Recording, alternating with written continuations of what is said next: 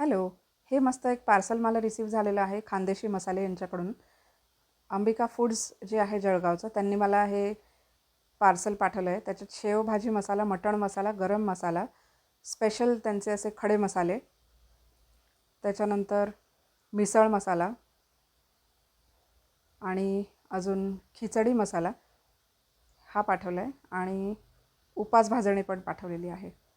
तरी बघू शकता, मटण मसाला, खिचडी मसाला, मिसळ मसाला आणि उपवास भाजणी आहे. त्याच्याबरोबर त्यांच्या प्रॉडक्ट्सचं जे एक स्पेशल कॅटलॉग आहे तेही त्यांनी पाठवलं आहे.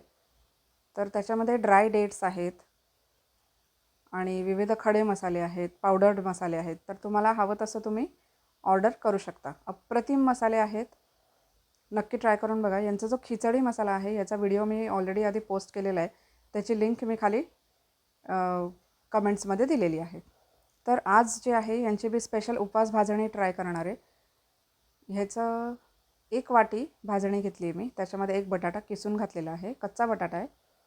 नंतर चवीनुसार मीठ आणि किंचित साखर अशी घातलेली आहे मी. थोडीशी कोथिंबीर मिक्स करून झाल्यानंतर त्याच्यामध्ये मी घातलेलं आहे एक साधारण चमचाभर दही आणि लाल तिखट पावडर. तर तुम्हाला लाल तिखट पावडर नसेल आवडत तर तुम्ही हिरवी मिरची घालू शकता. या भाजणीमध्ये जिरं पावडर ऑलरेडी आहे, त्याच्यामुळे मी वेगळं जिरं घातलेलं नाही आहे. आणि हे बघू शकता, थोडं थोडं पाणी घालून मी हा थालीपीठाचा गोळा भिजवलेला आहे. तर तूप लावलं आहे मी तव्याला. आता उपवासाचं थालीपीठ आहे म्हटल्यावरती ते तुपावरच भाजलं पाहिजे. आणि तो जो थालीपीठाचा गोळा आहे तो मी थापलेला आहे छानपैकी.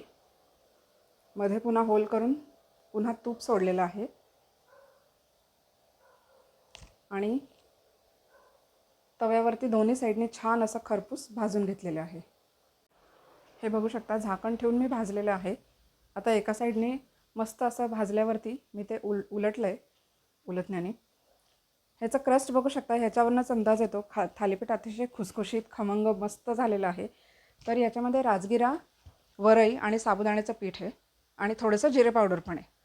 तर थालीपीठ रेडी झाल्यानंतर मी दह्याबरोबर ते सर्व केलं. मस्त प्रॉडक्ट आहे, नक्की ट्राय करून बघा. थँक्यू.